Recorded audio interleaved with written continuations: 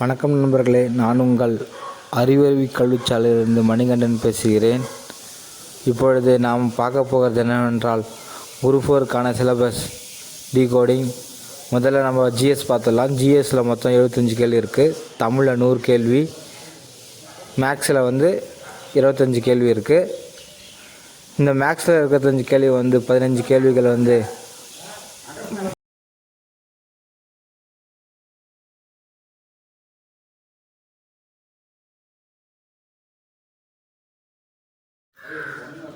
இதில் இப்போ நம்ம என்ன பற்றி பார்க்க போகிறோன்னா குரூப் 4 சிலபஸ். இதில் பொது அறிவு பகுதி ஆ பார்ப்போம். பொது அறிவு பாருங்கள்.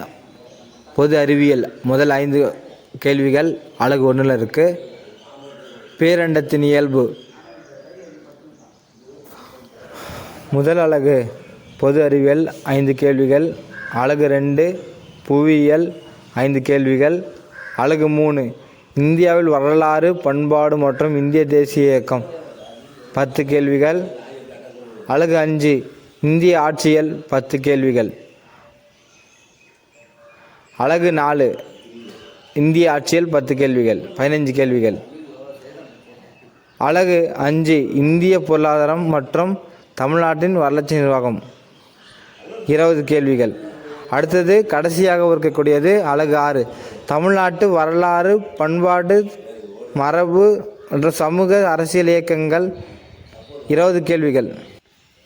நீங்கள் குரூப் 4ல் தேர்ச்சி பெறணுன்னா என்ன பண்ணணுன்னா முதல்ல சிலபஸ் என்னென்னு பார்க்கணும். அதாவது திருவள்ளுவர் என்ன சொல்லியிருக்கிறாருன்னா, பொருள், கருவி, காலம், வினை இதனோடு 5 இருள் தீர எண்ணிச் செயல் அப்படின்னு சொல்லியிருக்காரு. அதனால் பொருளை சேர்த்துக்கணும். பொருளை சேர்க்கணுன்னா டிஎன்பிசி சிலபஸை டவுன்லோட் பண்ணிக்கணும். டவுன்லோடு எப்படி பண்ணுறதுனா, டிஎன்பிசி வெப்சைட்டில் போய்க்குங்க. போன உடனே மெனு என்ற ஆப்ஷன் இருக்கும். அதில் ரெக்யர்மெண்ட்டில் போய்ட்டு சிலபஸில் போய்ட்டு டவுன்லோட் பண்ணிக்கோங்க. உங்களுடைய தமிழ் வேணுன்னா தமிழில் பார்த்துக்குங்க, இங்கிலீஷ் வேணுன்னா இங்கிலீஷில் மாற்றிக்குங்க. இதில் டவுன்லோட் பண்ணிவிட்டு நீங்கள் ஒரு பிரிண்ட் எடுத்து வச்சுக்கோங்க. பிரிண்ட் எடுத்து வச்சுட்டு முதல்ல வெயிட்டேஜ் அதிகமாக இருக்கிற கொஷின்ஸை படிச்சுக்குங்க.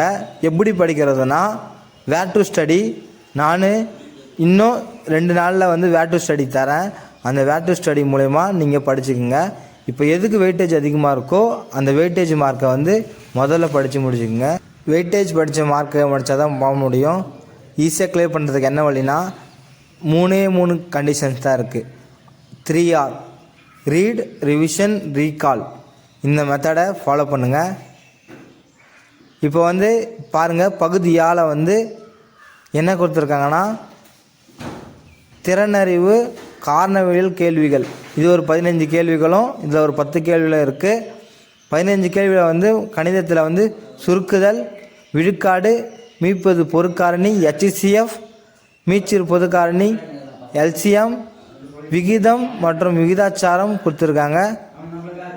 கூட்டு வட்டி, தனி வட்டி, பரப்பளவு, கொள்ளளவு, காலம் மற்றும் நேரம் கொடுத்துருக்காங்க.